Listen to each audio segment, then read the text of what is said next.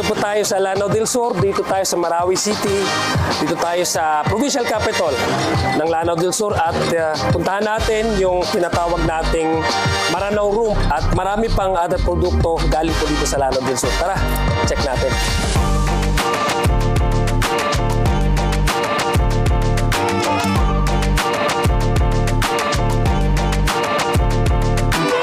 So, nandito tayo sa, ito yung tinatawag na Maranao Room. It's called Maranao Room kasi lahat ng gamit na nakikita niyo dito ay gawa ng mga artisans dito sa Lanao del Sur at Marawi City. Bale, ito, this is the replica of yung mga dating mga design ng kama ng mga sinaunang panahon.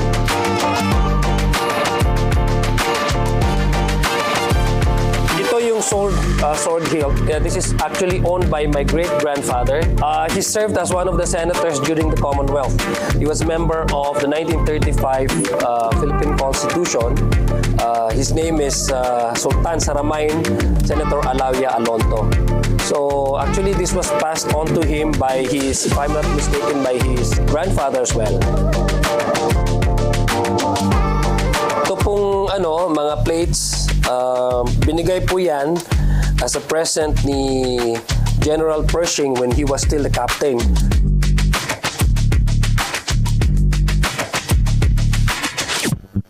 So pupunta na tayo sa Aga Khan Museum sa Mindanao State University. Doon natin makikita yung history ng Lanao del Sur. Yun po yung isang lugar kung saan repository po ito ng lahat ng mga bagay na importante sa mga Maranao, kultura, tradisyon at kasaysayan ng Lanao del Sur. Tara!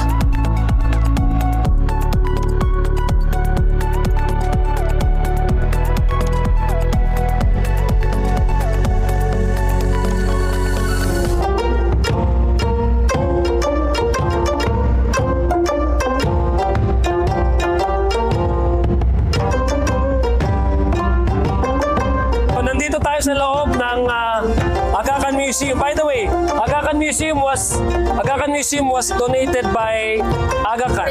Aga Khan the Fourth. Yes, please. History philanthropist. Yes.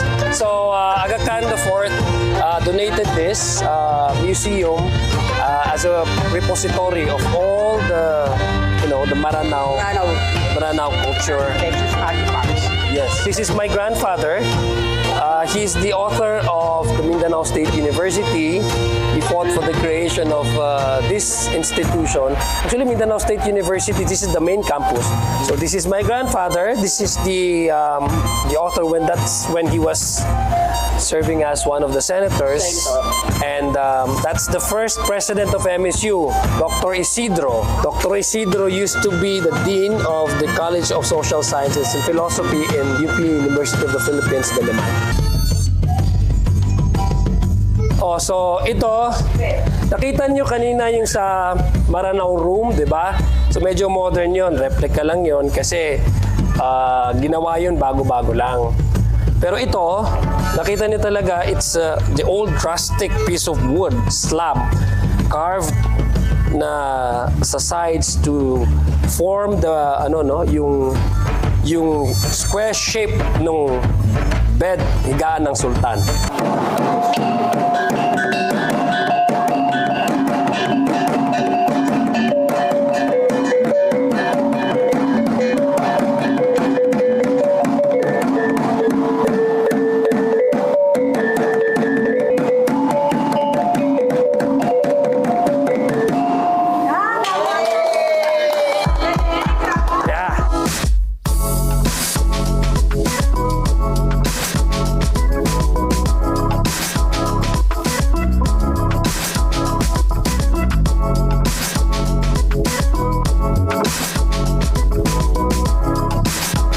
So, nandito na tayo sa Municipality of Marantao. I-check natin yung isa sa mga proyekto natin, yung convention center para sa Lanao del Sur. Hindi lang sa munisipyo ng Marantao, it's a provincial wide yung service niya. It's a convention center. So, nandito po tayo. As you can see, under construction pa siya. It's this is the phase 1. I hope that we can construct a much bigger convention center that would parallel also those convention centers in other cities in Mindanao. Actually, yung Maranto kasi may emission mga 3 kilometers emission yan. So napakalaking bagay sa ganito. So phase 1 pa tayo, marami pa sigurong bibigay sa amin ni Congressman Sia.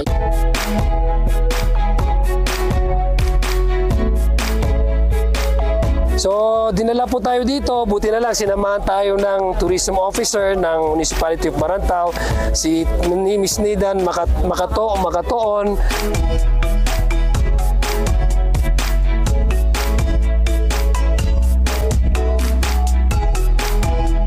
Ang Lake Lanao pala is included in the 5 ancient lakes of the world. Diba? So, pinagmamalaki po ng Pilipinas ang Lake Lanao dahil nasali po tayo sa 5 na ancient lake sa buong mundo.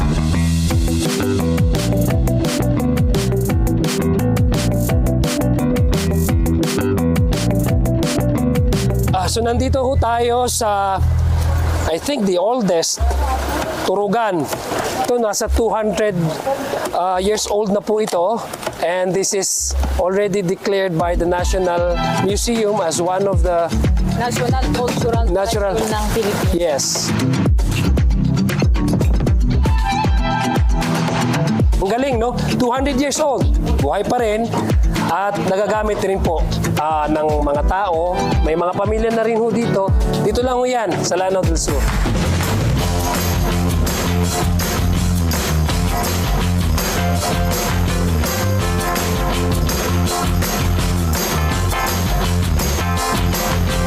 It's lunchtime na. Check natin sa isa sa mga popular restaurants dito sa Marawi City, lalo dito ang Farm Grill. No? Of course, 100% certified na halal yung mga pagkain nila. Tingnan natin kung ano yung magandang cuisine nila, yung mga magandang pagkain nila. So, tara na!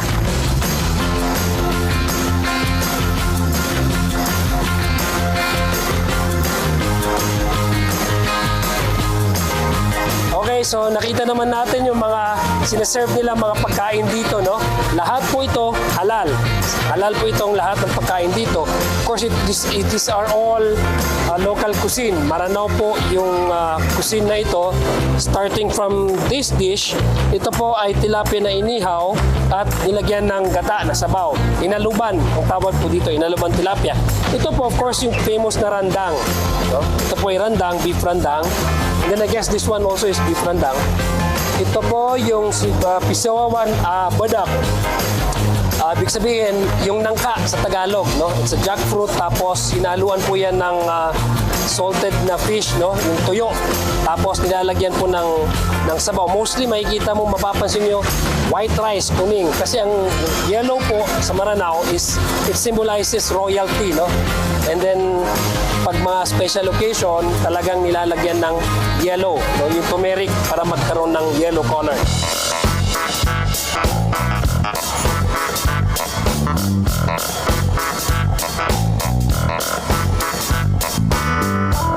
So only in Farm Grill, dito po sa Marawi City, pinagmamalaki po namin ito.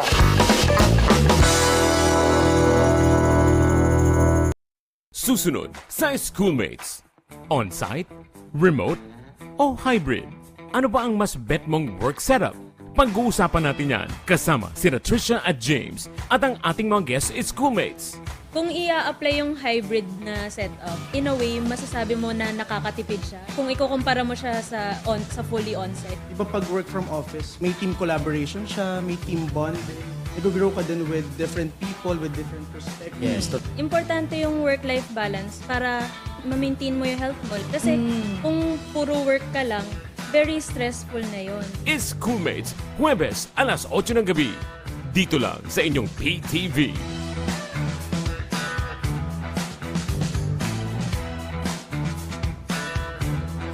Mahigit 1 milyong lingkod bayani, itinataguyod ang pamilya at bansa.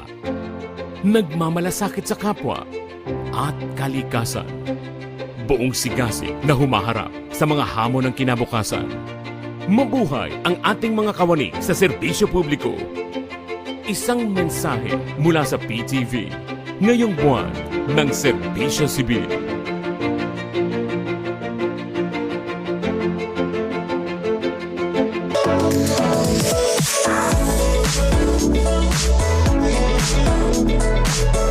So, nandito na tayo sa National Power Corporation, yung tinatawag nating Agus 1. No, ito yung hydroelectric plant complex nila.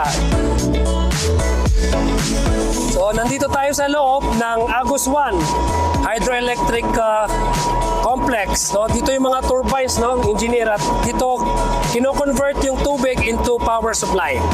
Dito po sa Agusan, mayroon po tayong dalawang generating units, capable po ng 40 megawatt each. As you said po, kung doon po sa Lake Lanao mismo nagdadating yung source, Yes, source. na ginagawa nating power. Yes. Oo.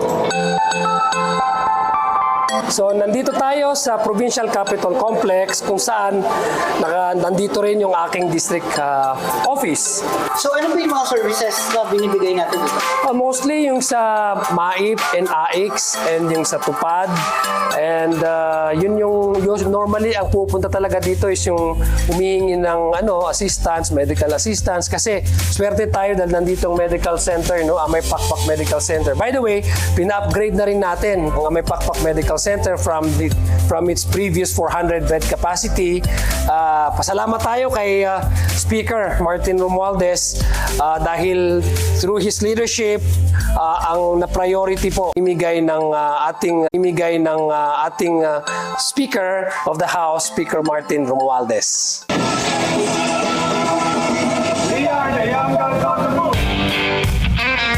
So, welcome to Lanao del Sur. So, kung Lordan, puntahan natin yung signage ng Kilometer Zero.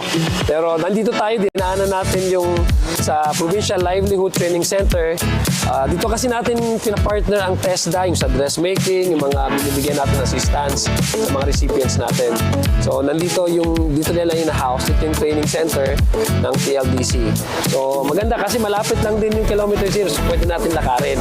So, pababa. Ito actually yung public library.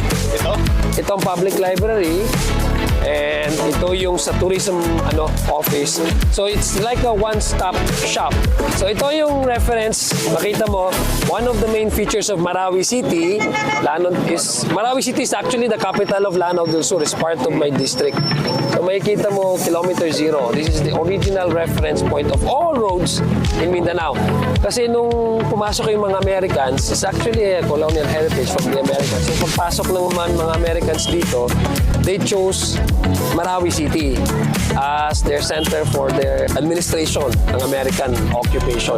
Sa Amai Pakpak Medical Center, again, nung time ng mga Americans, matagal na kasi that was established in 1902, yung hospital. So it's actually, yes, ginawa ng hospital ng mga Americans. Doon nila pinapa-admit yung mga soldiers nila. Of course, kung kailangan ng tinamaan din kasi kami ng yung tinatawag nilang cholera. Tinamaan din kami ng cholera, yeah. Tinamaan din kami ng cholera dito. Tapos karamihan, of course, na-admit. So ginawa nila tong hospital. It's a public, it's a public hospital. Yeah, dahil sa cholera in 1902, umabot na ata ng mga 1950s. So, it was actually established during the Americans. Assalamualaikum. It was actually established during the Americans.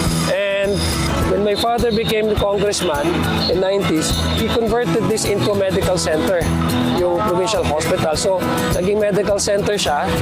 And then when my brother became congressman, he converted it from I think nasa 80 bed space, ginawa niyang 400 bed capacity. So ngayon, because of the direction ng ating Department of Health na magkaroon sila ng mga specialty medical departments, kinonvert natin ito. Kasama ka, author ka din dito. Pinuportahan mo ako, we converted this into a 800 bed capacity. So ngayon, 800 na siya.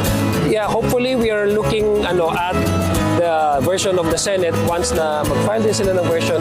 Pero pasado na sa House. No? Nice. So, Amai Pakpak Medical Center. During the pandemic, isa ito sa mga referral hospitals dito sa Central Mindanao. So this is the Amai Pakpak. It was named Amai Pakpak Medical Center after the Amai Pakpak. Si Amai Pakpak is a local hero na who resisted the coming in of Spanish and So matagal na siya. matagal na siya.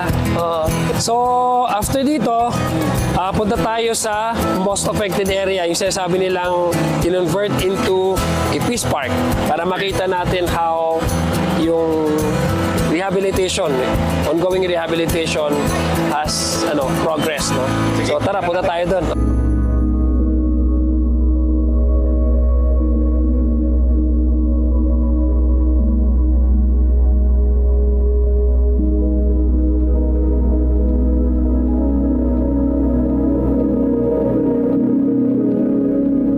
So, nandito na tayo, Kung Lordan, sa ito yung business district talaga ng Marawi. This used to be the center of trade in Marawi. So, nung karoon ng giyera, tawag nila dito is the main battle area. Ngayon, because of the rehabilitation, ito yung tinatawag na most affected area. Dito yung portion ng city na yung 24 barangays na heavily affected during the siege. That's why it's called the most affected area. So, ito yung Rizal Park. So, nandito tayo sa sinasabi nilang ground zero. Makita mo yung mga public spaces, yun ang inuna nila na i-rehabilitate. Kasi yung mga individual houses dyan, nag-aantay pa yan ng compensation packages. At alam ko, isa ka sa very avid supporter ng compensation. Oo. Bali si Congressman Lordan, for the information of our viewers, Congressman Lordan Suar of Cagayan de Oro has been very supportive of our effort from the House to allocate for a sizable portion of our budget to rightly so compensate the victims. Yeah, Marawi. Kung mapapansin mo, those are individual houses. They're still waiting for the compensation packages. So ito yung ginawa ng LGU din ng Marawi City, Mayor Mahul. Ito yung mga projects na, of course, the funding is from the national government to the Task Force Pangon Marawi. Ngayon kasi naiba na yung Task Force Pangon Marawi, ginawa ng under the Office of the President. So it's a presidential advisor on the rehabilitation of Marawi City. Committee on Rehabilitation of Marawi. Paano na yung rehabilitation natin ngayon? Yeah. Paano pa tayo makatulong? Una, papasalamat ako sa iyo, Kung Lordan, dahil isa ka sa mga active supporters ng rehabilitation ng Marawi and yung compensation ng mga victims. Papasalamat din tayo dahil for the first time, this is actually the first Congress, under 19th Congress. It's actually the first time since the war broke out, since Marawi Siege, na yung si Speaker nagkaroon ng ad hoc committee on Marawi rehabilitation and victims compensation to specifically mag-monitor, mag-supervise, focus sa Marawi rehabilitation under Speaker Martin Romualdez. Yeah, first time. Yes, first time. And talagang nag-create si Speaker ng isang dedicated na committee para every step of the way ma-appraise tayo, ma-monitor ang House of Representatives kung ano yung movement ng rehabilitation. Because ultimately, it all boils down to the issue of budget. Diba? Kung how much is being allocated to the rehabilitation. Tayo naman ang nag-approve din ng budget sa House. So si Speaker talagang kailangan, sabi niya, kailangan matutukan ng Marawi. And we're very thankful to Speaker Martin Romualdez. And under this administration also, we are very thankful to President Bongbong Marcos kasi yung original na setup ng Task Force Bangon Marawi, yung interagency, ang medyo challenge na nakita natin doon is yung delay of the releases of fundings. So it actually caused delays. No? Maganda kasi sa under President Bongbong Marcos is ginawa niyang under the Office of the President para yung releasing of funds mas madali and pinpointed talaga kung ano yung mga remaining projects and ano yung mga kailangan ng mga agencies na tumutok. So ang focus ngayon ni President Bongbong Marcos is 1, housing, 2, yung water supply, and 3 is the electric supply, power supply. Tapos naka-coordinate yung ad hoc committee nyo with the Office of the President. Yes, exactly. So we're very thankful to the administration and of course kay Speaker Martin Romualdez kasi andoon yung assurance na under the 19th Congress, the House of Representatives will be a partner of Marawi City, LGU Marawi City and the province of Lanao del Sur in the continuous effort of really rehabilitating and reconstructing the city. Committed talaga siya. Yeah. And we are very thankful to our members ng ad hoc, lalo na ikaw. Dahil nandito ka, si Congressman Lordan, and of course, makita talaga natin. yeah, and of course, Speaker Martin Romualdez.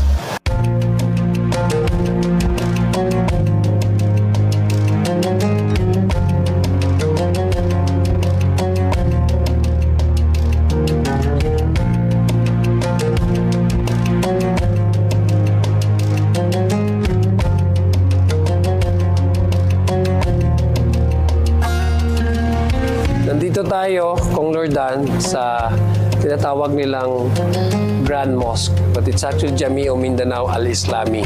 This was established by my... Yung name ng mosque. Yeah, Jamiu Mindanao Al-Islami. This was established in the 50s by my late grandfather, Senator Dumugro Alonto. So, ito yung...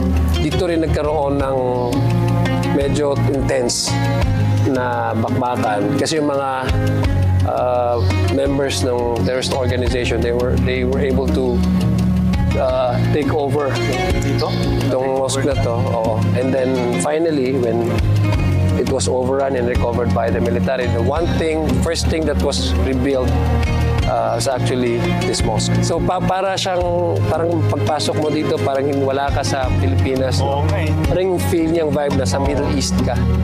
Diba? And this used to be the largest mosque in the Philippines before. Pero ngayon, mayroon na sa Cotabato City, yung dinonate din ni Bulkia, no? Sultan Bulkia. And now they're constructing the biggest mosque in Asia in Zamboanga City. Wow. Sa distrito naman ni Majority Leader, Congressman Manix Dalipe.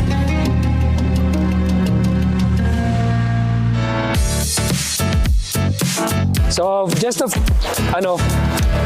20-30 feet away from the Grand Mosque, dito kung saan ako lumaki. It's actually our ancestral house. Dito talaga ako lumaki. Dito rin nalibing yung grandfather ko, si late Senator Dumugro Alonto.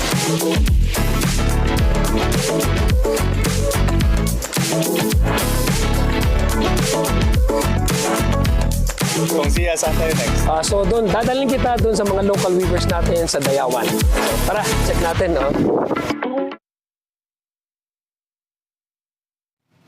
Join us for your nightly news fix. And always staying informed with our comprehensive coverage of news, business, politics, current events, and more. From our network of journalists across the Philippines and the rest of the world. Anchored by William Theo, Charms Espina, and Monique Tuzon. PTV News Tonight, Mondays to Fridays, 9:30 to 10:30 p.m. Only here on PTV.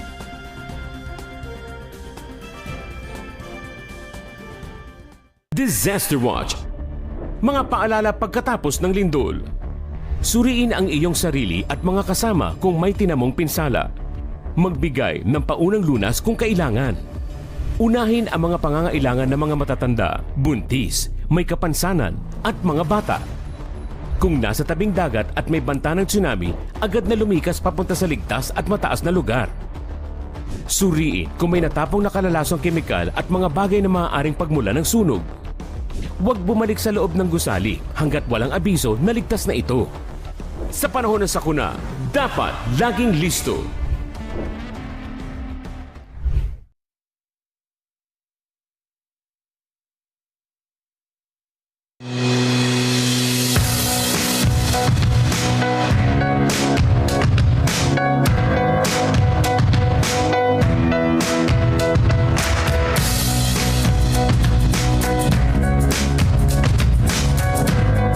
Nandito na tayo sa Barangay Dayawan. Punta tayo sa yung local weaving station nila dito sa Dayawan para makita natin paano talaga ginagawa. Oo.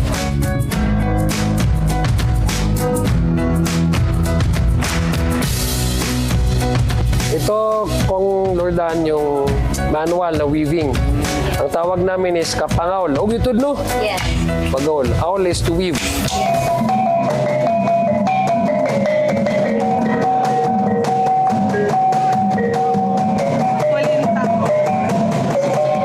Okay. Talaga yung mukha niya. Ah, sige. Okay. Ganda.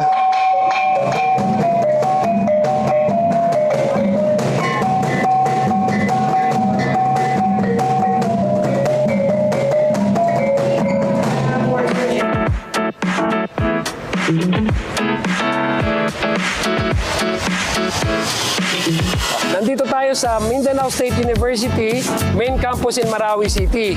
So we have, ang MSU kasi we have 11 external campuses. But ito yung main. Process dito yan sa Dito. Marawi rin. Hindi, may sa Naawan, may sa General Santos, meron sa Palawan.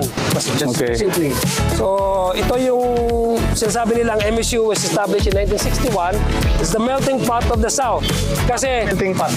kasi dito yung mga settlers, yung, dito nag-aaral, yung outside, not necessarily students from Marawi City, but even outside, mga indigenous cultural communities, dito rin nag-aaral, mga Muslim. So this is actually the home of the tribe peoples in Mindanao. That's why called the melting pot of the South.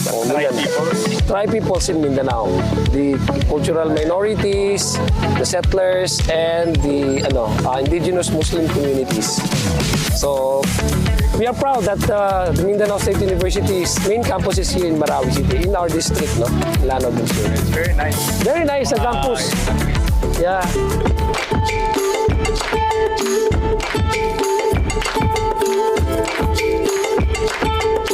So welcome to the guest house of the province of Lanao del Sur. Nandito tayo sa inside the provincial capital. So this is where we're going to have our lunch. So these are all authentic Maranao cuisine. Ito, kita mo, yellow rice. Nilalagyan niya ng turmeric para magkulay siyang yellow. Kasi yung yellow sa Maranao is it represents, symbolizes the royalty. So pag importante yung guest mo, well, mga guest mo, gusto mo, of course, you want to be hospitable to them. Yellow yung normally na sinaserve na pagkain. So lahat to nahaluan ng turmeric. Yes, it's royalty. Since you are a very important guest, it's royalty. So ito, it's tilapia. It's called, ito, ang tawag dito is piarn. Piarn. So, sabaw, tapos nilalagyan din ng ng turmeric para magkulay yellow siya. So, masarap lahat. Masarap. Ito randang. Ito, yes. Ito, pita pa bakas. Alam mo yung charcoal grilled na tuna? Tapos, yes. And then, nilalagyan ng palapa. So, tas of course, nihaluan din ng turmeric para magka-turmeric. I'm sorry, hindi turmeric, that's it. And ito, of course, ito yung pindialokan, yung famous na pag manok, normally native na manok. Bisaya na manok. Bisaya. Tas yung coconut grate, ihalo, then turmeric naman para just to make it appear yellow. No? And ito, and at pa, ito. Ito yung sinasabi nilang pisa sa atin, yung bangos ba to or tuna? It's either bangos or tuna. So tinatanggalan ng laman, hinahaluan ng kunting palapa. Tapos they form it into circle by using their palm. Pinapress nila and then fried. So masarap siya. Alam ko, gutom ka na. Of course, kinilaw. Yeah, so let's eat. Bon appetit. So, kung Lordan, ito yung after ng lunch, of course, may dessert, di ba? So, ito yung authentic Maranao dessert, delicacies. Ito, tawag dito, tiatag. Ito, amik. Ito, perkambing. Ito, tamukonsi. And don't ask me kung what are they made of. Kasi parang magkaalam ko, niyog, rice, bunik. Of course, dudul. Diba? So parang yan yung cake namin. And wala yan kung walang pares na na Kupwa Maranao. So nandito po ito yung Kupwa Maranao. Ito actually, in 2013, nanalo sila nanalo sila sa Paris Culinary Chocolate Competition. So they actually won the contest. So ito yung mismong cocoa pina-plant nila, harvest sa Bayang, 1 town. It's really locally made. So paki-pour na rin ang wife ko. Baka hindi tayo award-winning. So see, hindi lang sa Lanao del Sur, hindi lang puros yung mga usual na nababalitaan natin sa mga news, mainstream news na medyo hindi magandang balita. We actually have something that we can be proud of, like we're harvesting organic and locally produced cocoa, call it Cocoa Maranao, and then we won in the Paris. And we are fortunate dahil nandito si Ma'am City. Maybe Ma'am City can join us also. And we also produce a chocolate bar made of cocoa. Ito po, Cacao Maranao. So it's 150% milk chocolate. Yes, mas marami-rami pa siyang marami pang mga flavors, no? Ito, binaning chocolate, binaning means yellow. So sabi ko sa'yo, mahilig tayo ng binaning. Di ba, Ma'am City? Tapos may 70% dark chocolate. And meron pang palapa chocolate. See? So these are all locally made, produced from Lanao del Sur.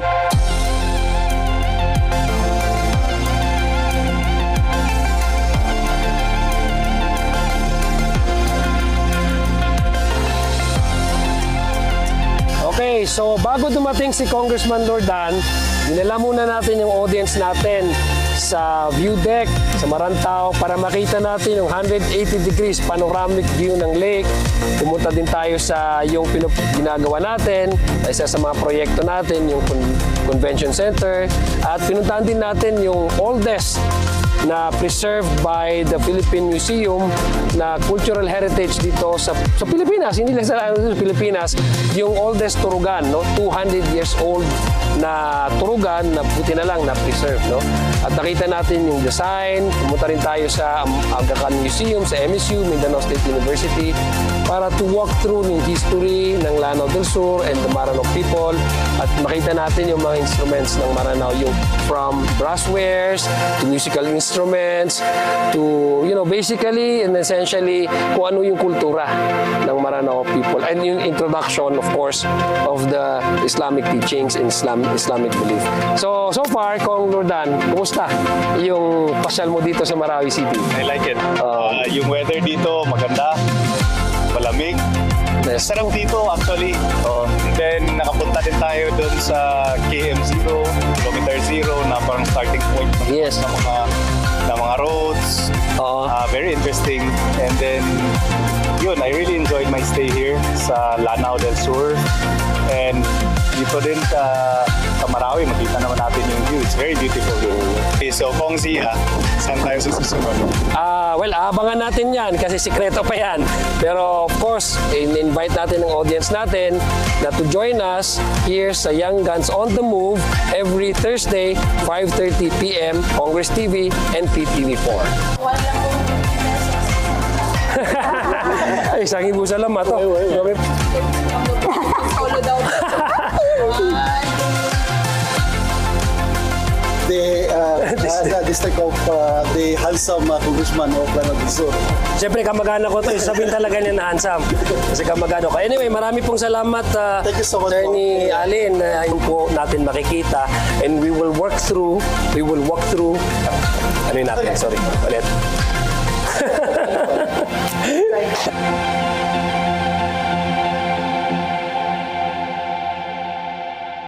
This